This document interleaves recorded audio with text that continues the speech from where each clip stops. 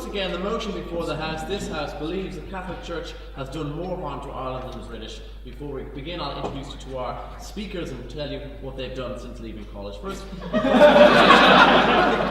Declan and Meehan. Declan grew up on a farm, came, did 4 years, was president, and has since returned to that farm. In first opposition, we have Curren, who was an ex-secretary, ex-president, and now is a man of leisure who enjoys the opera. Then we have, on the second proposition, Mr. Luke Ryder, who hails all the way back to the session 285, I think we're now 327 to remind you, and has now taken up the occupation of Bond villain. Secondly, on the opposition, we have Sinéad Finegan, former treasurer and former school supervisor, holding two officerships, a rarity. Will now spend her time being an extreme vegetarian, as we found out for the Commons dinner. Moving swiftly along, we have OBrien, who has not in fact left college. He's still clinging to this academic edifice. Recently, more interesting, however, he came out to swing the cannon in Cambridge last year. That's pretty cool. Moving along, Mr. Gaffney, who next month's taking up a position in the IMF to specifically foreclose Greek houses, I believe. And then our final, we've got two student speakers, John Engel, the identity threatened American, and Dave Curren, who, if you'll believe USI, has an ideological opposition to unions. What we would say, don't believe USI. Okay, those are our speakers. As the audience, you have a chance to offer points of information. You may do so after the first minute, as indicated by this bell, and after this, and before the 6th minute, as indicated by the similar bell. Each speaker has 7 minutes which present their case, and we welcome the audience sort of agreement in the form of hear, hear, or indeed shame in a proportioned, indeed like disagreement in a proportioned shame. So draw that out. We have as well for this debate fines for any speakers wishing to use the phrases back in my day, or indeed any past tense which involves I did, I saw, I was. We on the contrary have rounds of applause, compulsory rounds of applause for anyone mentioning the phrase, whom do I make this blank check out to? If you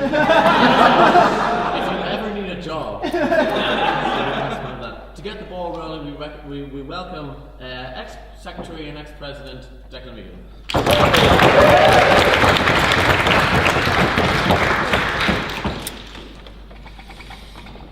Ladies and gentlemen of the University Philosophical Society, it's a pleasure to be here this evening. Oh, and ladies and gentlemen too, and snakes. It's a pleasure to be here this evening before this august house to speak to you all this evening on the evils of the Catholic Church, relative evils to the lesser evils of the British, who are also evil.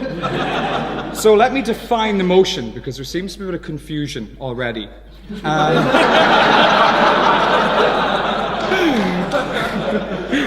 Basically, the motion is that this House believes that the Catholic Church has done more harm to Ireland than the British. Now, that's not saying that we're pro-British on side prop. In fact, I'm a healthy amount of anti-British. But not a bigot. You don't want that. Okay, so what we're saying here is, on side prop, that the Catholic Church are like way worse in how they have destroyed Ireland, as opposed to how the 800 years of oppression and war and famine, etc., that the British caused, it's not as bad as that, is what we're saying. So why is that? So I'm going to talk about 2 points. The first being that the Catholic Church didn't just rape us and beat us up and all the rest of it like the British did and occupy us, whatever, but also they just permeated our consciousness of the whole society as a whole. Like, everyone in this room is a byproduct, well, if you're from Ireland, you're a byproduct of like a Catholic regime, of essentially a theocracy as it was since the foundation of the state. The state, in their kind of like, in their reassurances to unionists and saying no, home rule won't be Rome rule, just went ahead and threw that out the window and established a theocracy under Bishop John Charles McQuaid and Eamon de Valera as supreme leader. So that's going to be my first point. That we've permeated consciousness. The second is, and I think this is a very valid point, if I do say so myself, is the fact that whenever we look at war and whenever we look at an enemy, so in this case we're looking at the British and the Catholics as enemies, right? They're both enemies. But in this sense, what we're saying is when we look at an enemy, an internal or a domestic enemy is way worse than something that's foreign or external. So we say that, we think that's accepted whenever we look at civil wars. And we all accept that civil wars are way worse than other wars because it's Irishman killing Irishman, brother against brother, etc. So we think that that's another thing, that's why the Catholic Church have been worse to Ireland than the British. So moving on then to my first point, and the fact that the Catholic Church has actually done more damage in the sense that it's permeated your very consciousness, even now. Like, I would imagine that the vast majority of you as Trinity goers and liberals and students and all that, you don't count yourselves as Catholics, or you think that you were brought up a Catholic but now you're agnostic, or now you're an atheist, or now you're a Protestant, whatever. So we're saying, but even with that, there is this kind of like mentality that you have adopted, a mentality that has been embedded in you because of your schooling, because of your parents, because of your parents' generation they've come from. We're saying that that's extremely detrimental to the country, extremely detrimental to your own well-being, your mental well-being. No, thank you, Brendan. So basically what we're saying is that whenever you look at society, and when you look at the hang-ups in society and the unhealthy taboos that exist within this country, they can, I'll take you in a minute, Ricky, just because it was such a good sir. But we're saying that like that's really bad, that like people are like have all these hang-ups and taboos about things that you shouldn't have taboos about. Like, for instance, about your sexuality. Happens to be, you know, quite a common thing that we all have. We have a sexuality. I'm not just talking... Jonathan is asexual, which is a sexuality. But anyway, so when we're talking about sexuality, we're not talking about whether you're gay and how the church keeps the gays down, which they do, by the way, but also that you can't even be open about your sexuality regardless of what that is, because it's something that's dirty, it's something that's seen as like wrong, it's something that is sinful, that is like detrimental to even discuss. So we say that that's unhealthy to have, and something that enforces the patriarchy, which these days is quite fashionable to talk about. So patriarchy bad. Ricky, don't you agree? Firstly, Declan, yes, I do agree that your sex life is disgusting. Secondly, my point is, don't you think that if we just listened to the British and all been Protestants like they want us to, we wouldn't have had this problem? Okay, yes, so we should have listened to the British instead of the Catholic Church, ergo the Catholic Church are a greater damage to Ireland. Thank you, Ricky.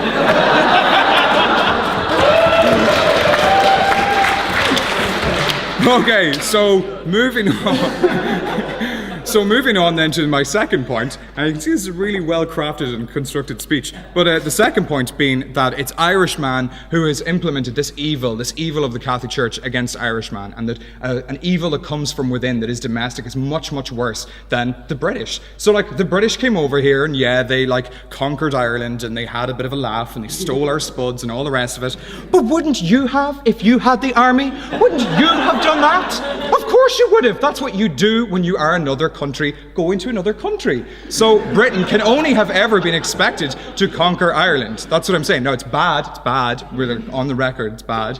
But it's kind of like a natural thing. You see it the world over, and it is bad. But what I'm saying is the Catholic Church subjected the citizens of this country to not just like, let's not just focus on child abuse, even though that is an absolute abhorrence, it's absolutely disgusting. But there's so much else. There's just systematic, violent abuse of the people who were entrusted into the care of the church for generations and generations. And we're talking about when the church was actually an institution of the state. So you're an orphan, or you're like a child born out of wedlock, so you're entrusted to the church to be brought up, and you are subjected to the most horrific and horrendous abuse that has scarred a generation. So I'm saying, and we on side prop, or me on side prop, I'm saying that is much, much worse than someone coming in from abroad and doing that. Because why would a man do that to a fellow countryman, or a woman to a fellow countrywoman? It's wrong, and it's bad, and it goes against everything, such as brotherhood and all the rest of it, that the church teaches. So it is definitely worse than the British. But to finish on basically summing up what I have brought to the table this evening, and that being that it's the fact that it has actually affected our consciousness, our societal consciousness, our collective kind of opinions and taboos and stuff like that. The fact that we can't talk about certain things like sexuality, which is actually really important to people's like mental well-being and people's self-determination and all the rest of it. But it actually is. It's a wanky phrase, but it actually is true. So it is destructive to have that something that is cannot be talked about. I'm saying that's a very bad thing, and that is directly a consequence of the power of the Catholic Church over the last century or two. And then the second point being basically that the fact that these horrors of the Catholic Church, I'm sure other people are going to go into, and you all know well about them, but that they were inflicted upon us by fellow Irishmen, and that's a disgrace, and that makes them way worse than the British. Thank you very much.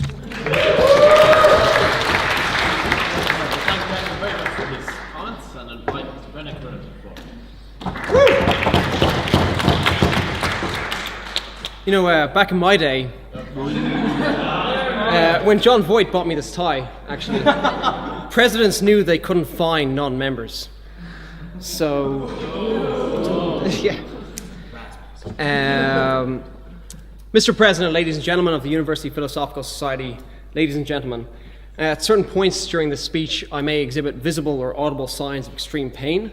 Some of you might reasonably conclude this is something to do with my cycling into the unexpectedly open door of a blue Nissan Micra during the week, with the result that there are up to 3 fewer ligaments attaching my upper arm and right shoulder.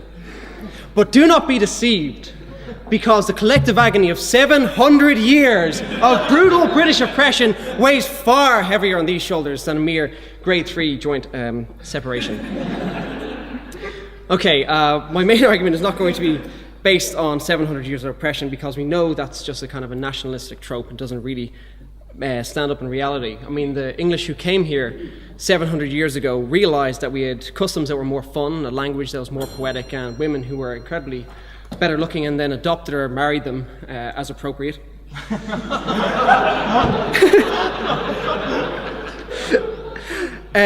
So they didn't do a whole lot of oppressing to us.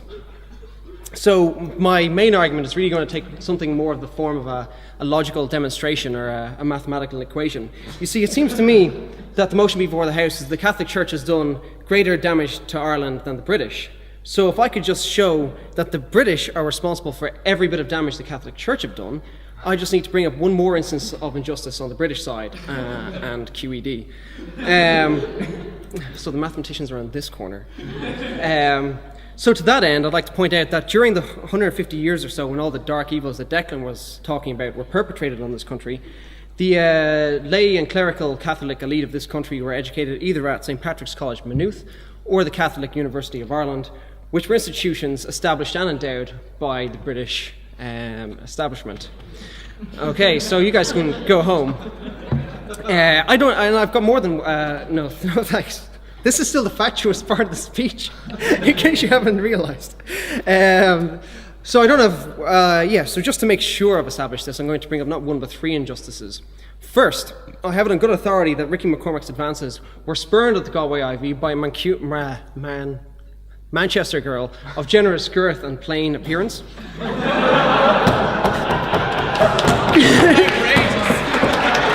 I know, I feel for you. This is my case. Secondly, Mr. David Adamson, Honorary Librarian of the 324 session, owes me the price of a pint of Guinness from McTurkle's Public House in Townsend Street. Many... Yes. I need to go broke eggs and penis then. 4. And I don't even need to bring up Temple, and I don't even need to bring up Temple Bar on a Saturday night. So I can see that quite a few of you are unconvinced by my mathematical demonstration.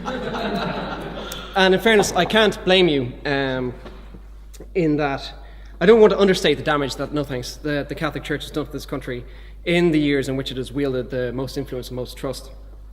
I remember when the Ryan report first came out a year or 2 ago, it was as if, like in a second, I'd been transported from a modern republic, which is based on the idea of the dignity of human beings and the equality of all of us, to somewhere like Cuba or Soviet Union, like there was gulags which just appeared throughout the country in which the most vulnerable people in the society were subject to systematic imprisonment and abuse. But Ireland has a dark history, and just because this wound is the most festering and the most open and raw at this point, doesn't mean that it's the darkest that's ever, or the most grievous that's ever been visited upon us. What has to be kept in mind is that the damage that the British did to this country was historical in nature. It was the systematic elimination of a nation and a way of life over a course of centuries, intentionally at first, and then when they had recovered their moral compunction by systematic deprivation and neglect. Before the British were involved in Ireland, we had a unique culture which was distinct from anywhere else in Europe, yet connected to them all. There were 3 things in particular I think distinguish it. We had our own legal system, which was entirely different. The Meehan law, which featured the most progressive set of rights for women in anywhere in the world until probably the 20th century, which was wiped away by the British administration. We had our own language, which was the oldest vernacular in Europe, with classics which were as old as the Iliad and the Odyssey. We had a complex system of patronage, which ensured there was a professional series of... Edward Gaffney disagrees? Anyway. Yeah, we have a comprehensive system of patronage that ensured that it was a living language and the works were continuously being created. And we also had an independent church, which in independence of thought from Rome, which is particularly relevant to this debate, I think, was so much that the Pope actually asked the British to intervene in the country to bring them to heel. And those were all wiped out over 3 centuries by a series of policies. First, by the dismantlement of the native elite in the 17th century through open warfare and then dispossession. Secondly, by a set of penal laws which are directed at everybody, every ordinary person in the country of a Catholic faith, because that's what every ordinary person in the country was when churches had even more power than they do have now. This was to ensure, of course, that a native elite never had a chance of rising up and ever challenging British rule in the country ever again. And thirdly, as I said, when they rediscovered their moral compunction, they still didn't rediscover it enough to actually enact the kind of reforms that were needed in the Irish economy to prevent 1 million people, 1 in every 8, dying during 8 years of starvation. Here at a time. So I think when you look at it like that, when you look at the fact that just at the dawn of the modern era, the British influence in this country served to essentially wipe out the possibility of a native Irish culture actually having an impact on world affairs, just when Europe was becoming the important power centre it was, of taking away all these different ideas and different culture that existed there. So that's crime in the first place. And then secondly, in order to accomplish that, since a nation isn't just an abstract thing, but actually a group of people, it had to visit severe degradation on the people there, which equated to the evil that's been done by the Catholic Church in recent decades. And it's for those grounds that I think when you take a historical perspective, that we have to conclude that the British influence in Ireland has been more detrimental than that of the Catholic Church. Thank you very much. And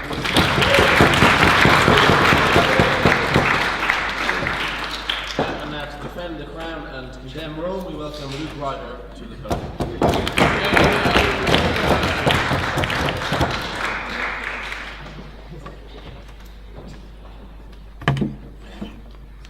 I like the new lectern, by the way.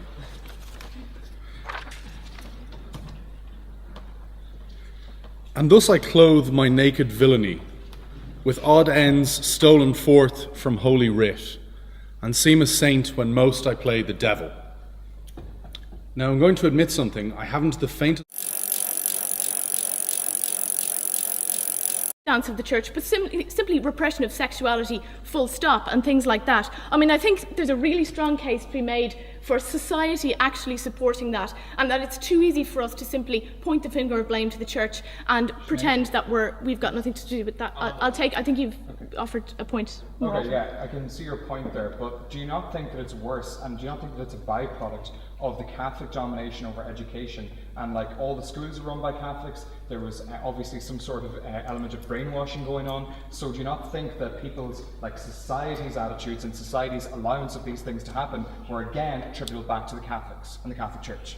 Absolutely, the schools, I mean, there were so many, they're predominantly Catholic schools, and there weren't a lot of options, but there was also lots of other things that we sort of created a unique environment where the worst things about the Catholic Church could flourish. Luke mentioned just at the end of his speech, he said he was going to go on to talk about the laundries a little bit more. Obviously, that's a terrible situation, but if we look at our own society, we made sure that that was the only place that those women could go. We didn't offer them anywhere else. We completely ostracized them. So, of course, the Catholic Church set up these laundries, terrible places, terrible things happened there, but we as a society shouldn't, no thank you sir, we shouldn't forget that we created the circumstances where for those unfortunate women, that was pretty much the only option that they had. So that's the kind of thing that I'm talking about, really. So to talk about a few more things that maybe we haven't mentioned so far, I mean, second-class citizenship for example, illegitimate children, repression of sexuality of all kinds, and the position of women as well, the notion that if a woman is married, she is,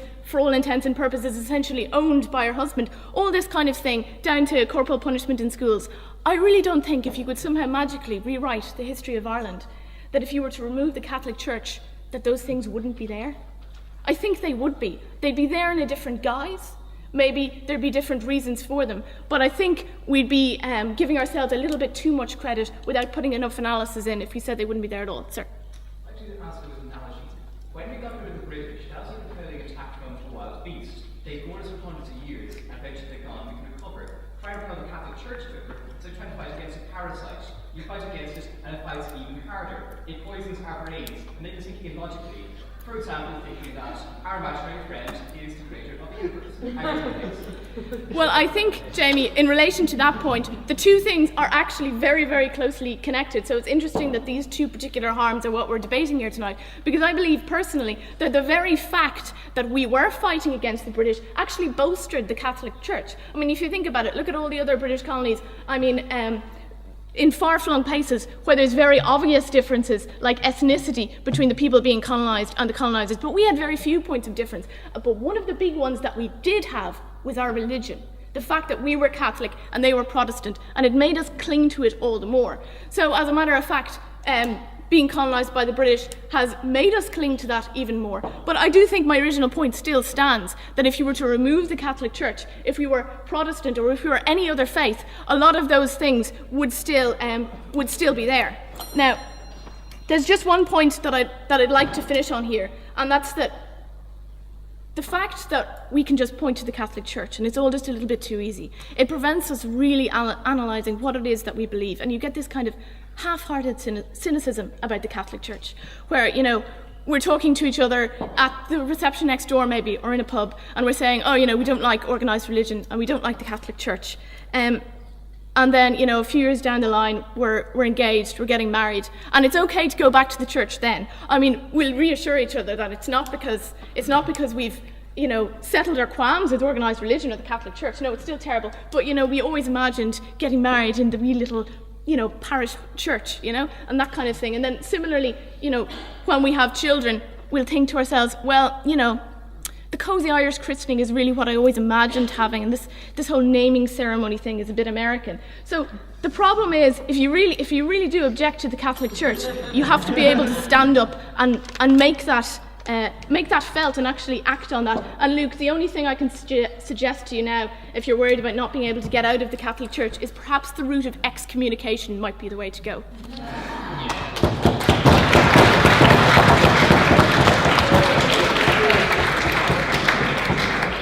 Finegan for a speech, and at this juncture of the evening I would like to inform honorary members that there will be an opportunity to speak for perhaps 4 minutes at the end of the debate. If you wish to do so, please put your name and your side of the debate on this paper and hand that up. How much is it cost?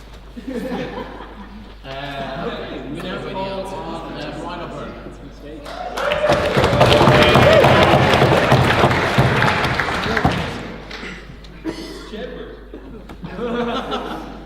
I don't get it, I'm too old. I'm not with the hip culture anymore. So thank you very much. I have a number of ideas. I haven't written a speech, which now seems like it was rather foolish. But I have a number of opinions on this issue. Far be it from me to defend the British. I do think that there are some saving graces which we can attribute them with. But before I do that, and if I have time to do that, I would first rather talk a bit about the Catholic Church, because I think the Catholic Church has had many regrettable effects on our society. Now, I don't want to get drawn into a tirade against Gnosticism, because that's often conflated with criticisms of the Catholic Church nowadays. Gnosticism is just the belief in a God of a general sort. But rather, I think that, you know, those sort of criticisms came out around the same time, coincidentally, that the God Delusion was published, and they so conveniently drip from the lips of so many would-be philosophers nowadays.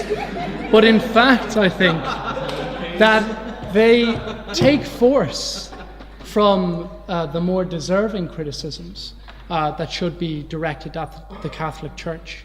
And Declan has already touched upon them. They're the fact that the Catholic Church ingratiated themselves in our psyche. The extent of that ingratiation is still not fully known. But certainly what it seems to have done is rendered us obsequious.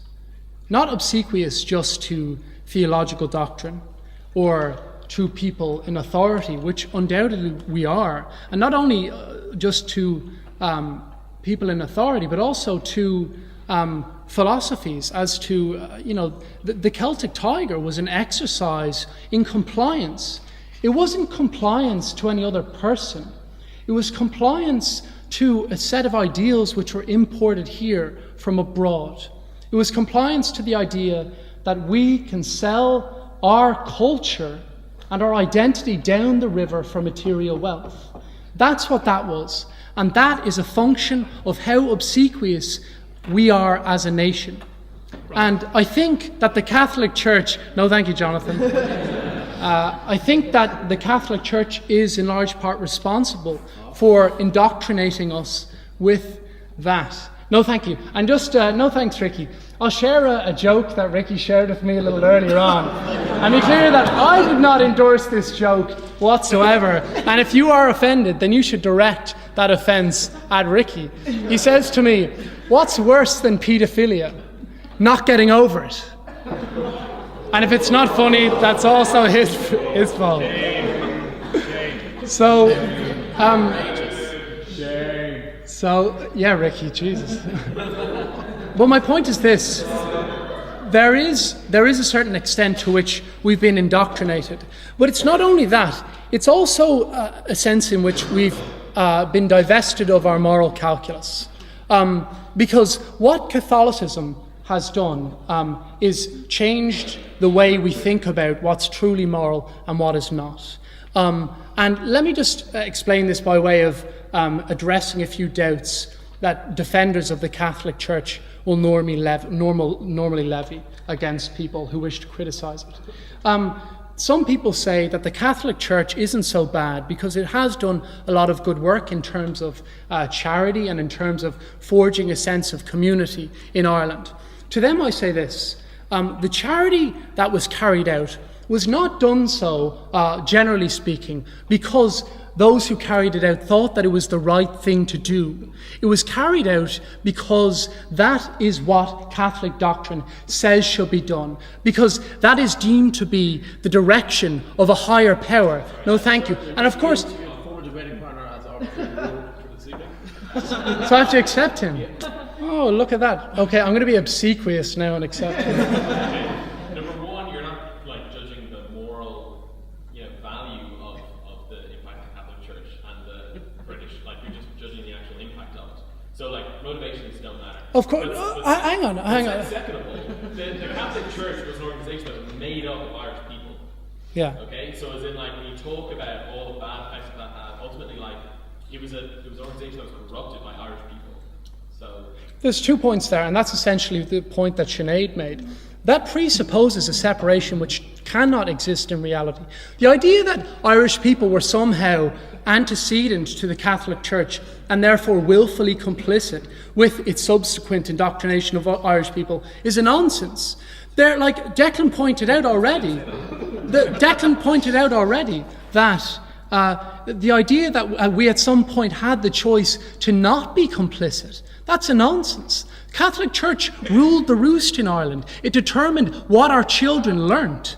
And so the idea that you can sort of presuppose that we ever had a choice as individuals in that time to do otherwise is sort of a nonsense. And secondly, of course, I am judging the moral worth of what has gone on there, because in order for something to be morally correct, and obviously you won't agree with this because of your utilitarian stance, it has to be done because it's right. Because it's right. And members of the Catholic Church did not do and go about charity because it was right. They did it because it was a directive from their God. May I have a drink by any chance? Okay, that'll do. So the second point is this, in relation to why the Catholic Church shouldn't be thought better than it really is. Not only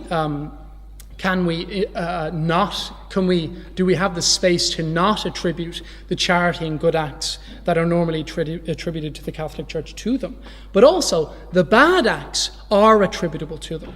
Because the bad acts that we're talking about, things like paedophilia, happened because we were willing to turn a blind eye to authority.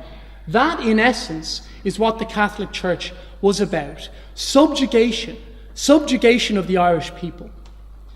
And why is there a saving grace that we can attribute to the British? It's because they roused us from that slumber, because they caused us to question the way we were treated, because they gave us something to rise against, and thereby allowed us to give ourselves our own law. And it's for that reason that they can be defended, if one has to defend them. Thank you. Thank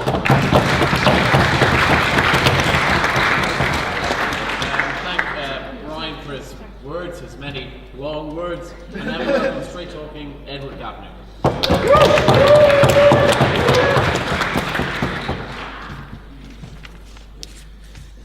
Mr. President, ladies and gentlemen of the University Philosophical Society, ladies and gentlemen. As I understand it, Brian O'Byrne's argument is that the Catholic Church was not moral in doing good things because it did not intend to do good. Therefore, if the Catholic Church did not intend to do bad when it did the bad things, which presumably it didn't intend to do bad, right? Presumably it was directed by God, that means that Brian's argument was entirely vacuous. So, having dealt with that, having addressed that, it now comes time to question the implicit assumption on the less well-dressed side of the table that somehow a religion has the ability to permeate the consciousness of man and woman, whereas a country which governs another country for 800 years has no such power. This is a lacuna in his knowledge of how hegemony works. It must be addressed. We must note that it is possible to affect the way people think. It is a tenet of post-colonial theory that countries do this. I posit that Ireland is a post-colonial society in this sense, in the poor quality of its government, in the consequent desire to keep the natives ignorant and ill-informed, in the consequent destruction of Irish civil society. The British are complicit. Oh, Bob, you weren't there for the my interesting rebuttal. No, thank you. And in fact, there is an important point to be made here, which is that the Roman Catholic Church exists as it does and does the bad things that they have mentioned because they are filling the gap where an Irish civil society ought to be, but was destroyed by the British. Why did they destroy it and how did they destroy it? Perhaps they destroyed it because they were, the inevitable kind of evil humans that they're talking about. I can accept that. But what they did to destroy it was, in a sense, worse than what had happened before in Europe, and in another sense, preceded and set a precedent for colonialism. 5 ways. Firstly, the unaccountable government. We accept that it's not possible to have a democracy in the 14th century the way we understand it today. But what you have there, just as you have in the Arab world today, is the power to overthrow your leaders if they do the most heinous wrongs. An Irish person did not have that power because they could not go to Westminster or to Buckingham Palace or wherever the Queen then lived or the King there lived and overthrow the government there. We therefore had unaccountable government. Secondly, terror. 1 in 3 Irish people killed during the Cromwell Wars. 1 in 8 Irish people killed during the potato famine. Your mother and child schemes may be one thing, but genocide is another. And genocide is what the British have been complicit in for their 800 years of terror. Why didn't we rise up and fight them? Because we were scared. We may have been at peace because we knew that rising Irishmen would be killed. But in our minds, we were at perpetual war with the colonists. That is why the fallacy of Irish failure to resist is entirely a fallacy, because we knew we would be killed. What did we do? We had to instead deal with the third point, discrimination. We had to deal with it before it became a colonial norm. In government, economy and culture, an Irishman was inferior to his equivalent in Britain. In fact, until the 1990s, let us not forget, because they still occupy Northern Ireland. Fourthly, in the denial of democracy. You can count on one hand the number of Friends of Ireland in Westminster, and they're the free trading liberals, John Bright, John Stuart Mill, and the great Gladstone. But the average British politician is a lot more like Arthur Balfour, who announced during the 1906 election campaign that the point of the House of Commons was to deal with trivial matters, day-to-day basis, and the point of the House of Lords was to ensure a permanent unionist majority in the Empire. That is what most of them thought. That is how they acted right up until the point at which Edward Carson, admired by some people in this building, armed the Ulster Volunteers, thereby brought about the 5th evil, the 5th form of terror which they imposed on us, partition. Many of the problems of the Catholic Church, which they have described due to hegemony, are due to the fact that Ireland was partitioned by the British into two sectarian states. I just say thank God we got out before the 1930s, because I'll take Luke in a moment. Thank God we got out before the 1930s, because I'd hate to imagine what would happen in Irish society had we been part of the United Kingdom during the intellectual heyday of eugenics. Luke. That sectarianism isn't a birth of the 1920s. It existed in the mid-1800s when Catholic churches ordered Catholic massgoers not to send their children to non-Catholic Well, schools Luke, it existed since the 1600s. Thanks a lot, Luke. The people who shut down multi-denominational schools was the Irish government, I'll accept that, but the people who created the schools in the first place, which you seem to ignore, was the British. This is another point going on forward from what we were saying. What? Well, I'm afraid you're quite right. It wasn't the British. It was the Catholic Church. I misspoke. My apologies. The Catholic Church, which, let me remind you, given the presence of absentee landlords, or rather their absence, they would like to see us toil and be ignorant, more than the Church ever would. Our education system, it does not exist because of the UK. It exists because we were raised up by the Catholic Church, which educated us into citizens of the world when we were not even citizens of our own state. That is a fact, and in any balance you must acknowledge the abject failure of the British to bring us up above our state of ignorance, which they condemn for inducing Catholicism, their failure of the British because it was in their economic interest. Let us furthermore consider the second great flaw, apart from the traditional ignorance in Irish society, which is not a flaw shared by other Catholic countries, but which is a flaw shared by other colonial countries. It is a lack of pluralism, civic virtue, and the prioritisation instead of localism and affinity to clan and county. Insofar as Irish nationalism exists, it is not about our personal development, our industry, our wars that we have shared as a historical nation, the values we have shared as a nation. It is about ethnicity, language and religion, and it's about the clan and county. None of these five are a good basis on which to build a modern welfare state. But thanks to the predation of the British and their denial of Irish self-determination, we have nothing else. Any colonised people has two options. We can embrace the core ideology from Westminster or from Paris, that we are a second-class citizen, or we can create our own. We created our own because we were forced to. That included clan affinity, because they were accountable unlike the British. It included county affinity, and it included the Catholic Church. It is in this sense in which the Catholic Church is not as culpable for the problems which I've described as the British, because it is the British who not only created the conditions, but they also did other things the Catholics never matched, like, oh, I don't know, Cromwell, and, oh, I don't know, the potato famine. There are other things like that which they created, not to mention the poor state of our politics and our lack of a welfare state. We need a new nationalism. The generation of the vision which preceded us has already given us freedom from outsiders. We now need to transcend both the British and the Catholic Church and create a freedom from each other and from ourselves. We must become free, we must become enlightened beyond the Catholic Church, it is true, but we must do so by overcoming the fundamental problems due to 800 years of colonialism. Thank you.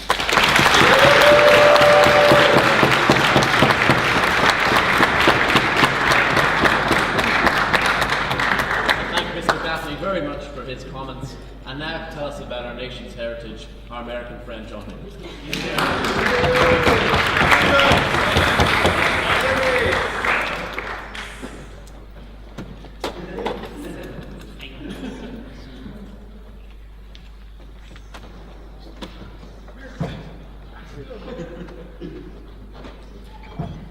Ladies and gentlemen of the University Philosophical Society, ladies and gentlemen, fellow soldiers of Christ, papists, see you around here.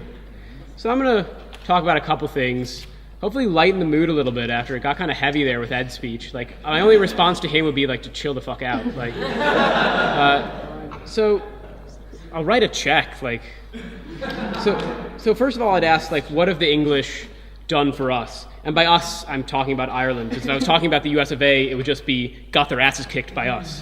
So in terms of Ireland, like, four things. In, like, firstly, the sort of material things in terms of roads, indoor plumbing, architecture beyond thatch mud huts. These are all things that you guys owe to the English. Congratulations. You can thank us them any time. Them, whatever. I lose track. Second of all, centralized government, which Ed seems to decry in terms of like wanting to build like a country based upon, I guess, like clans. I don't even understand that. I think like probably ending, no thank you, the constant tribal warfare the Irish natives kept engaging in. Like again, like you can thank the British anytime. Third of all, like you were given a civil society and democracy. Like yes, those institutions.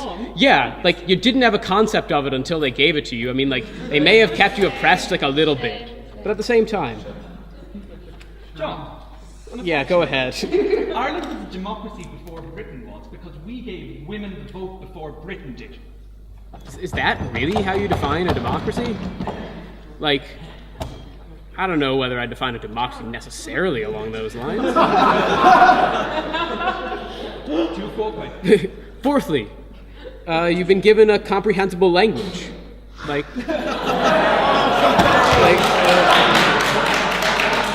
I've lived here for 4 years and I'm still pretty much convinced that you make it up as you go along.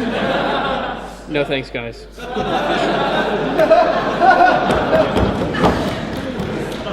Okay, like sure, like you can like Ed can bring up like people like Cromwell or the famine, and like, but we would contend like were those really that bad? I mean, surely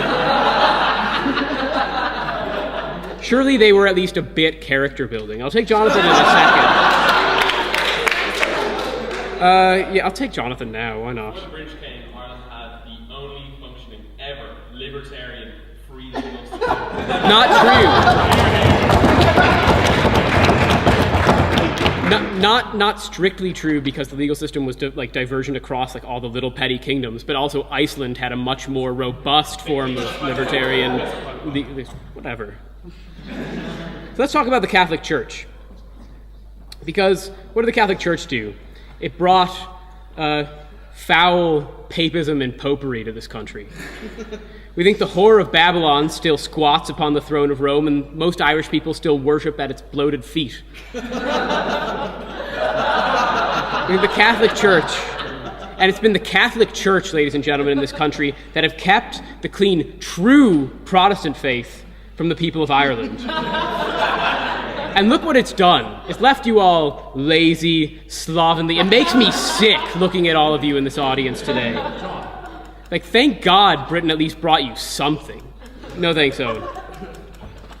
Actually, I'm actually running out of stuff. Like, go ahead. More people understand like the ethics of like no taxation without representation. Fine. Like, no taxation without representation. As an American. You could have I don't really care. So yeah, like It's better at debating every year. yeah. Okay, so yeah, there's other stuff too. The whole pedophilia thing, really uncool. We'd say, like, in general, like, false to the Catholic Church. Don't see a whole lot of that on the English side. I'll take Lydia in a second. And of course, we can't forget that wonderful thing, theocracy, which we've been given by the Catholic Church. Like, essentially, government that doesn't exist in any real way, like all your politicians essentially beholden to the Catholic Church, only recently starting to get over that whole idea. Yeah, go ahead, Lydia. Right, so because nationalism and Catholicism are so linked as a political identity, do you not agree that, like, the reason why so much power was given to the Catholic Church and it became so extreme was because it needed to exist as a counter to Protestantism, because in order to be like Irish, you have to be Catholic? I don't think that's necessarily true. When we consider the fact that, like, the Catholic Church did, like, everything in its power to prevent any sort of integration. We think that, like, it wasn't necessarily impossible for, like, both societies to maybe get to know each other, but, like, when the Catholic Church made it necessary that they could not, like, essentially interact in any real way. And I will actually take Jonathan in a second, because, again, I would say that I am very much short on things to say. The Church discourages contraception and abortion, saves babies. Britain facilitates abortion.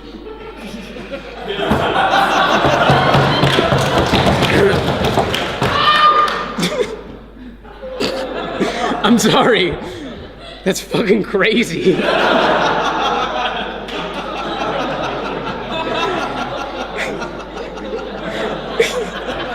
I think I will end on that high note from Jonathan that like that is just crazy. We move to propose. Like, Thanks,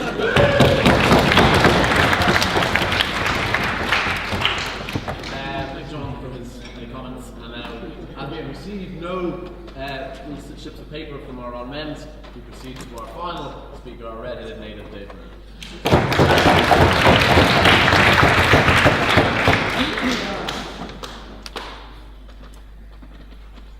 Alright, so at the end of this debate, what am I going to do? I'm going to rise above some of this tit for tat about the Catholic Church and the British Empire. I'm going to engage in some grassroots, good old fashioned personal attacks on some of the individuals here and link them back strenuously to the English, I suppose, where I can. Right, so let's start actually. Yeah, this is good. Let's start with John. Let's start with John Engel. John Calvin Engel III. That's not even a joke. Look at John, this cool, calm, You're looking at me. Look at John. This cool, calm guy wearing his dad's clothes from circa 1985. He's very calm. He's very calculated. Or is he? Is it all a lie? Because I've got some information on hand that, doesn't really portray him in that light. In the summer of 2010, ladies and gentlemen, I found myself in the city of Amsterdam with Mr. John Engel. And somehow found myself in his company when he got stoned for the first time. I know this is being videotaped, so for the record, can I just say, I was really confused about what cafe meant. I thought we were all going for coffee, and I was very, very genuinely confused, Mom. Anyway, so John's, getting into it. We've got this big day trip planned. We're going to the Fluorescent Light Museum. And, originally John is kind of like, no, it's not for me. Anyway, as some of those other kids were like pressuring him into doing it, he eventually got on board and he started having a little bit more and a little bit more. And then John suddenly just turns this colour of green that I've never seen in a human being before. That if you would think it was like photoshopped, right? And then he starts asking questions like, can I get a glass of water? We're like, yeah, we'll get you some water, John, that's absolutely fine. He's like, I need to get up, I just want to go get some air. We're like, yeah, fine, John, we'll go outside with you. And then on one of the busiest streets in Amsterdam, people walking everywhere, Mr. Cool John Engel is getting sick on his shoes and fucking ruins our entire day by insisting that we just lie down on benches and wait for him to feel better. So do not trust that man in any way, shape or form for many reasons. Okay, Declan Meehan. Alright. Declan fucking Meehan. One of the creepiest abusers of power in the world. Let me just say, right, you're not going to understand it, but so many of us here, so many individuals on council last year on 326, he was a hero to us. He was our father. You were our father, Declan. Don't nod with a smile on your face. And we would have done anything for him. But the problem is, he made us do anything for him. We were all his kids. I've got some quotes here, okay? So this one's from Seamus. When Declan talked about permeating consciousness, Seamus's response was, "You've permeated like a million arseholes." What is that? What is that? I don't even. Don't you give me that look, Owen, of all people. Okay, I want to conduct a little test, okay? So from people who are in 326, how many individuals ever felt, and I'll know who's lying, how many people ever felt pressured into doing something with Declan Meehan that wasn't just holding hands? Yeah. Put your hand up, Brendan. Okay. There's a lot of liars in this room, right? Okay. What's the link to the British? I'll take it in a second, Jamie. Well, I think it's clear. I think it's unspoken what kind of damage has occurred. So I don't feel the need to say it. So I'm going to move on. Jamie. So, Declan's father, and who's the mother? Olivia. It wasn't the point of my, I don't know. But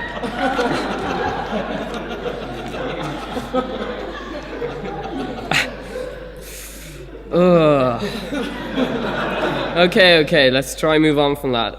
Brian O'Brien, can I just say, right, that the reason why you shouldn't listen to anything that Brian says is because you should never listen to anything that Brian says, because he has convinced you through the way that he talks that he is saying something that is smart, but is not, okay? No one laughed when he said antecedent. Why not? Anyone else would think, oh, you're definitely a stupid individual, you can't pronounce simple words. But when Brian says it, we go, okay.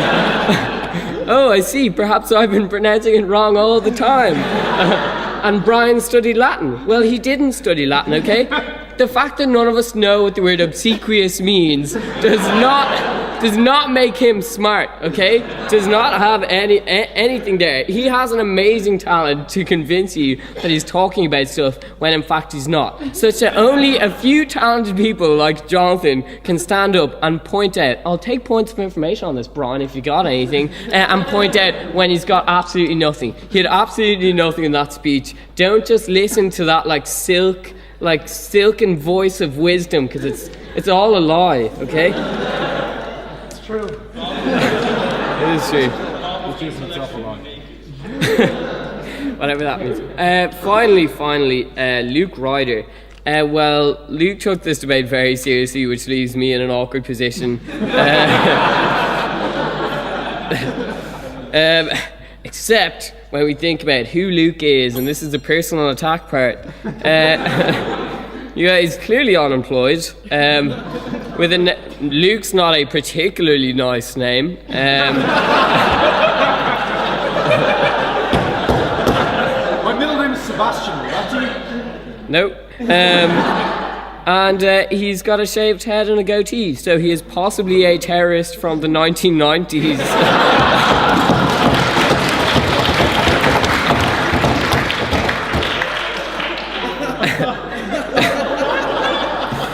Really, they're just a crowd of untrustworthy individuals.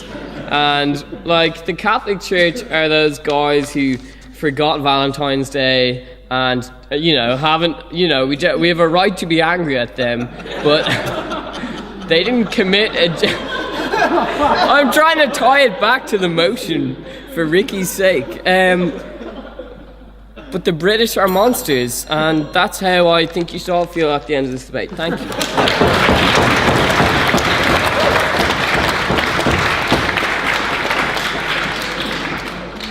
Thanks to each speaker for his comments, indeed all our speakers we've heard tonight. Val, a lifetime member, can I say a few words? The floor is yours. Okay.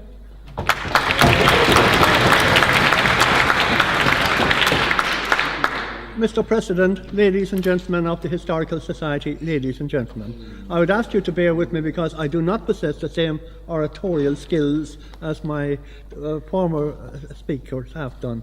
Now, I consider that tonight this is all about one word, which we're all familiar with in society: the phenomenon of prejudice. Those of you who are familiar with the Siege of Troy and the works of Homer will know that when the Trojans discovered that the Greeks had left their shore and left this big horse behind them, they had a big debate within Troy as to whether or whether not they would bring in the horse. And we know what happened. During the debate, though, the various expressions were coined. One of them, which we use today in everyday parlance, and that is, beware the Greeks even when they are bearing gifts. You all know that expression. In the Latin translation, and I'm not claiming in any way to be a very erudite Latin scholar, I did have to study it at one time though. Now, that gave rise in the translation Homer, in the Latin version, we have the words ab uno omnes dicere. From one, judge all. In the last interview that Einstein gave before his death, he was asked what was the hardest thing in his life. Cracking the atom? Oh no, he said it wasn't. Remember, he had grown up in Nazi Germany as a Jew, the reason why he had to get out of Germany. And he said that the hardest thing in his life was trying to crack one atom of prejudice. Think about it. Now, today, arising from that statement, ab uno omnes dicere, we know today is very existing. If one guard goes out and he assaults brutally a helpless, defenceless person in his charge, then we all consider all guards are brutes who abuse their power. If one solicitor, and very much at the moment, one very famous solicitor that spoke from here many years ago, Michael Rinn, we know what he has done. But the concept likewise prevails in society that all solicitors are rogues, they're dishonest, they're corrupt, just as many people believe likewise that many people in politics are the same. Now, I come to the point, all doctors too are drug addicts and they sexually abuse women and interfere with women. That is a prevailing concept too among some people. Again, back to prejudice. Now, to get a well-known Dubliner, who I will quote also, George Bernard Shaw, has left us with the remarks of lies, damn lies, and statistics. But I tell you today, and you can do your own homework tomorrow, that of all the child sexual abuse committed here in Ireland, only 7% were committed by priests of the Catholic Church. 7%. That means that 93% of all those heinous crimes were committed by people who were not Catholic priests. And on that basis, I would contend that the Catholic Church has not done as much damage to our country and its people as the Brits. Thank you very much, please.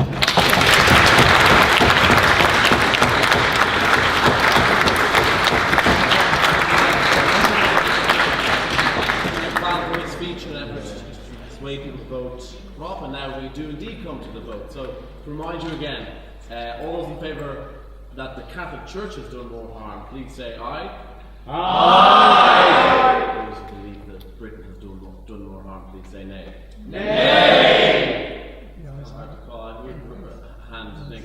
All those in prop, is the ayes? Ayes? Okay, I'm willing to. Well, show of hands. All those in favour of the Catholic Church, hands? That's pretty conclusive. Okay.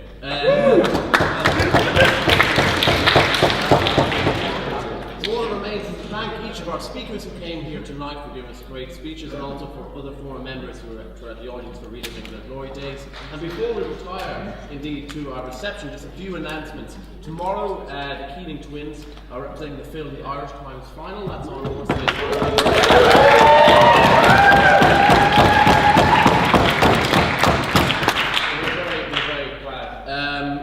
Saturday morning, there's Trials for National Maidens, which is a national competition for those who haven't debated before. That's on Sunday, in fact, at 10, and sign up is on outside.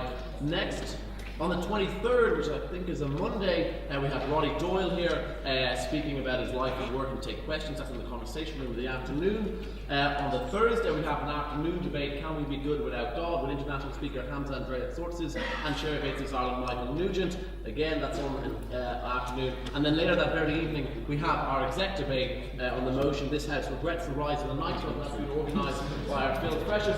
And if you want to get involved, you can do so by contacting Roz. More immediately, tonight after our reception, we're all going to head out to the election SU count, where we're going to Notorious in the Button Factory. And if anyone wants guest lists, please talk to Phil, who can provide.